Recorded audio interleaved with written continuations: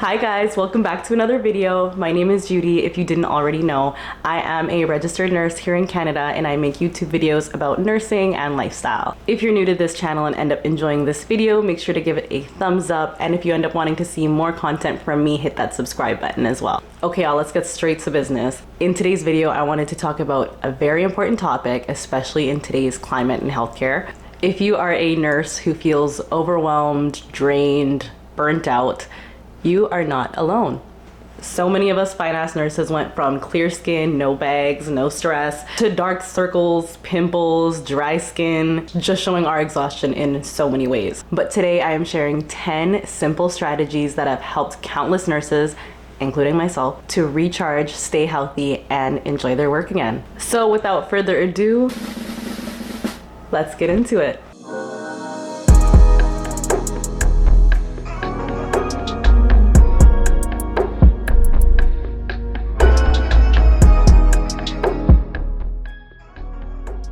Strategy number one is set boundaries and learn to say no.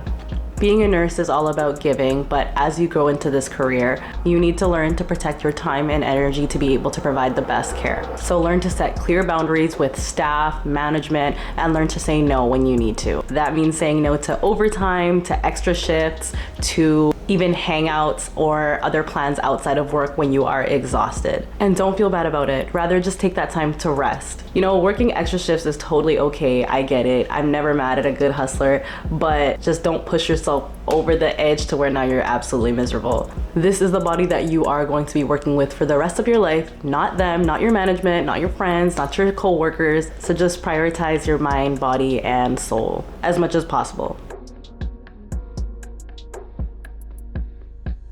Strategy number two, reassess your line or employment arrangements. Burnout can come from unrealistic expectations at work. A personal example I have is once I graduated nursing school, I got a full-time line immediately in a very, very busy emergency department, literally in the midst of the pandemic. And dude, I lasted 2 weeks. Like, after that, I actually got a casual position at a smaller hospital where I was able to consolidate my skills, felt a lot more support, and also had a few more new grads, so I felt like there were just more people in my boat. On the same boat, not in my boat. Again, I was casual, but I did work full-time hours, and it just gave me a lot of flexibility. I was able to choose when I could work and where, so that was really nice. So some suggestions for some full-timers who are burnt out: let the train pass. Maybe consider going part-time at that job that you feel burnt out at and pick up shifts as you please. I find that even this shift in having maybe a little bit more autonomy brings a lot of ease, because you also know that you chose to be there. Now you may be looking at me crazy like, girl, we got bills to pay, we got kids to feed, I gotta eat, and PT part-time is not gonna cut it.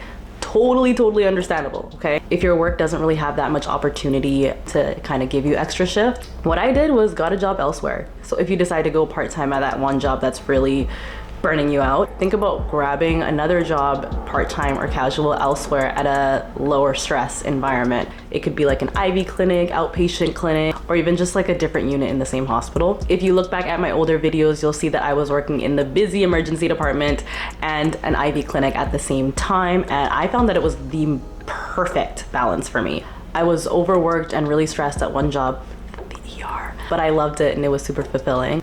And on the other end, I had the IV clinic job where it was just low stress, repetitive work. I was working regular human daytime hours and just doing like super simple tasks like IV starts, medication administration. It was very simple, but it was enjoyable and it was just the perfect balance. So do not be afraid to discuss some of these changes with your supervisor, HR, whoever you need to talk to. Get it done.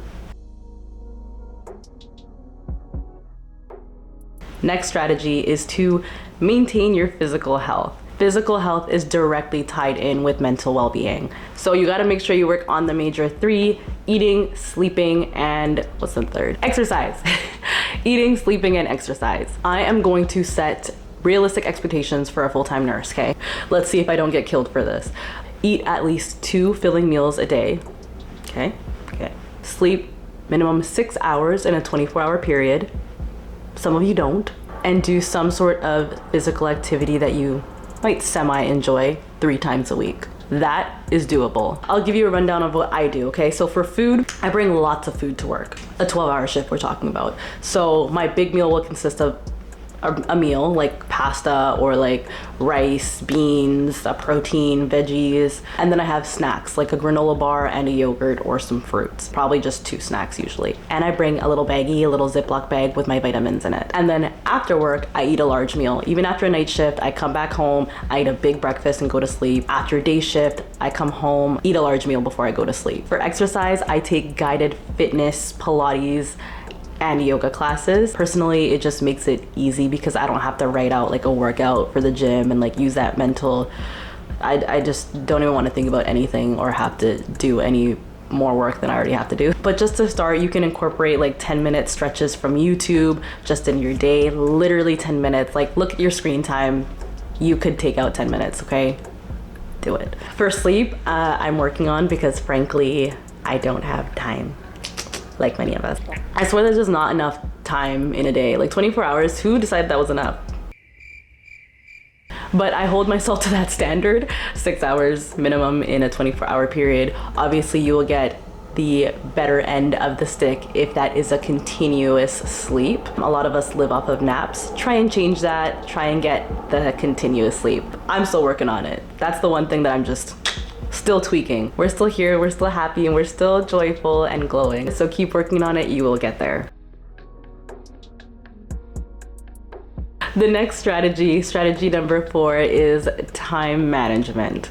If you have troubles with the last little 3 standards that I had before, you gotta work on your time management. How do you work on your time management?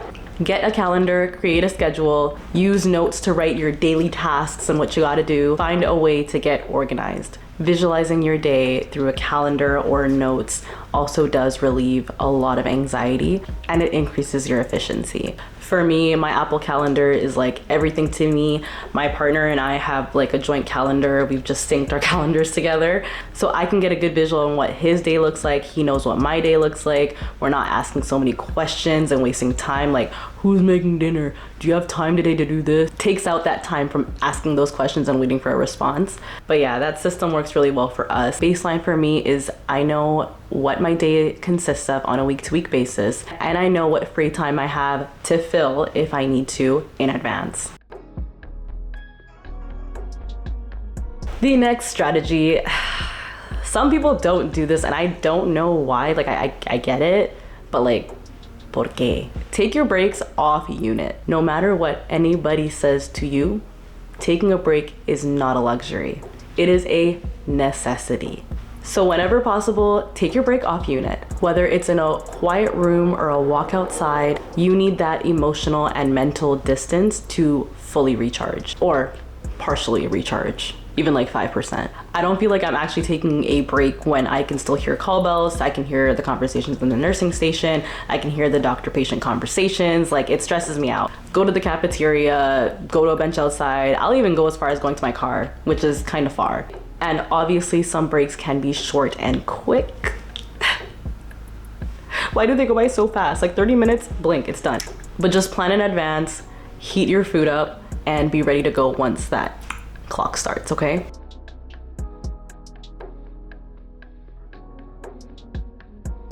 The next strategy is find enjoyment outside of work. Having hobbies that you love and genuinely enjoy is one of the keys to recharging. Whether it's spending time with your loved ones, engaging in creative outlets, or simply just relaxing. Make sure you have some sort of escape from this busy, stressful, demanding nursing world. What do you like to do? What did you like to do before you gave your life up to nursing? Go do that. Go listen to music, go for a walk, read a book, listen to a podcast, dance. I love dancing. Scroll on your favorite app, sit on your porch, watch the sunset, breathe, relax. Just do it. It's for your own benefit. This one is even for our senior nurses, okay? Because y'all like to work way too hard. We love you, we appreciate you, but like slow it down, okay? Slow it down. The next strategy is use your vacation days and your sick time. There should be no reason that you're not using these things. I'm always baffled, but besides the point. Do not feel guilty for using up your vacation time or sick time. It's literally there for you to recharge, rest, recover, and to avoid burnout. Don't tell anyone I said this, but like, even if you're not sick or not on vacation, take it. These are paid days off. And like, especially if they don't roll over to the next year, what is you doing? I am currently a travel nurse and I don't get any paid days off. And then besides that, I'm casual and I haven't been in a line part-time or full-time since those 2 weeks that I told you about in the beginning of my career. So I've never really had that luxury, but I will in fact tell you that the unit is gonna figure it out. So take your time when you need it. Also, important note, mental health days also are sick days, okay? This.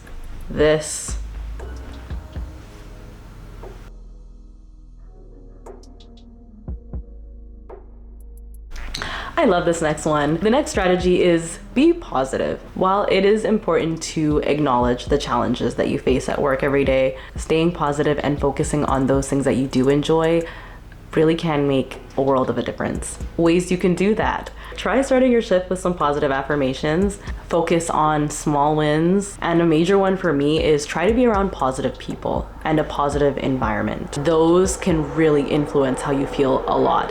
I'm talking over the SkyTrain at this point. I don't even care anymore. I personally love a work environment where we feel like a team. We let each other know when we're doing a good job. We ask each other if we need help. If everyone at your work is miserable and hates it, yeah, you might be able to push it off for a little bit, but at some point you are also going to become miserable just by feeding off of that energy. So find somewhere you can find a little bit of enjoyment, positive-minded people, and I promise you things will change. Don't be afraid of that change though. And I'm not crazy. I'm not expecting you to be cheery and so excited to get up at 5 a.m. for your 6:45, 7 a.m. shift, 12 hours, 14 hours, however long it might be. That's completely unrealistic, but we can try. And one way to do that is to find a more positive, less negative environment.